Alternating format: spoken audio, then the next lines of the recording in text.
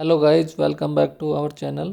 So today I'll talk about the why online business is dying and the old fashionedness of physical store is coming back alive. So let's start. Bliss Clip is an online D2C brand. It sells activewear to the woman, things like sweatshirts, sports bras and leggings. And it's made a quite a name of itself doing it digitally over the last 2 years. But this weekend, Bliss Club broke the D2C norm and it launched a physical store in Bengaluru.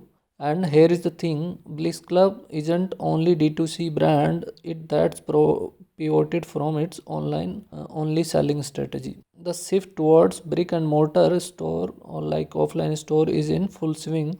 Just look at the Mamaearth, the digital beauty and wellness company, and the Kane pointed out its physical store sales are contributing big time to its top line. From just 9% in the March 2020, it has soared up to 35% by September 2022. Mamaearth is fast becoming typical brick and mortar business. Then there is a Paperfry, Nika, Lenskart, Wakefit, Lysius. I could go and name so many brands that promised digital disruption but are going old school now, back to the physical stores. And this is all quite confusing. So why? Because people claim the future is online business and that consumers prefer convenience from the comfort of their homes. Also, selling online is a gateway of the data aggregation. You know how long your customers are hovering over a page. You know what item they have been added to their cart. You know what they are buying, and you can track it all in the real time and keep churning out the best sellers. And not to forget, they don't have to invest massive sum in setting up and running up a retail stores. So there is no exorbitant rents. There are no wage for the staffs who otherwise have to be handhold customers, and there is a little maintenance. So all these are profits of the online business. So the big question is why digital brands are going to brick and mortar physical stores. So well, maybe we were wrong when we assumed that the being digital business is very simpler. For a starter, when a D2C company begins to make a name for itself, you get a lot of copycat jumping into. Everyone wants to a slice of great Indian consumer market with 130 crore people. But it's not really so many people. At best, it's around 4 crore people. Because we have written earlier, some estimates suggest that only 3% of Indians take home an annual salary of more than 5 lakh. So there are one who can afford these niche D2C brands. And with every D2C brand targeting the same set of the people, you have to think about the customer acquisition. The way everyone goes about this is a splashing ad on the social media platforms. And if you are flashing D2C brand that's making waves, you also have to deal with the competitors with more cash cannibalizing your brand.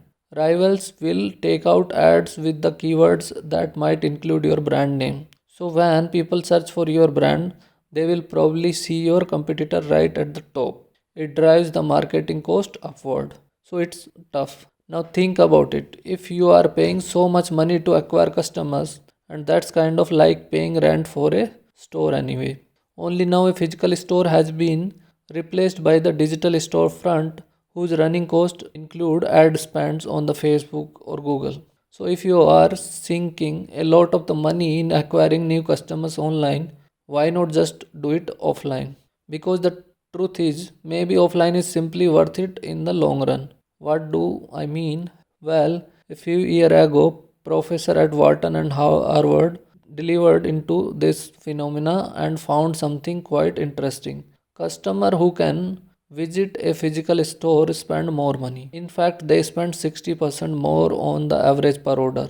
So they are willing to splurge on higher priced item instead of simply buying casual t-shirts. They might spend more on the buying formal shirts. They are expanding their shopping basket. It's not just that these customers even frequent to the stores are more often, and they are not window shopping. They are taking out their wallets, and the time between purchase also dropped by 28% versus online shoppers. So the cherry on top, they also don't return product as much. The sale is done and the final. So all this lead to one thing, the cash register rinka chinka at physical stores that this is what the researchers called the supercharged customer.